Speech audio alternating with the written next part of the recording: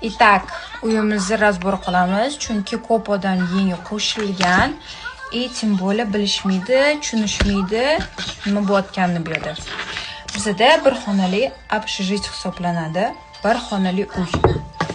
Shu bir xonamiz bor, tamom. Bitta eshigi, bitta oynasi, to'rtta devor, bitta patolog, bitta pol. Всё.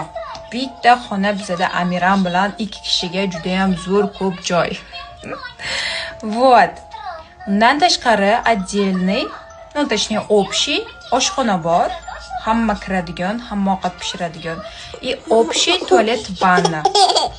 Unda ham hamma bemalol kirib, ishlatib, конечно же, eshik quflanadi, hamma kirib chiqaveradi. Вот так вот. Hammaga yoqimli ishtaha.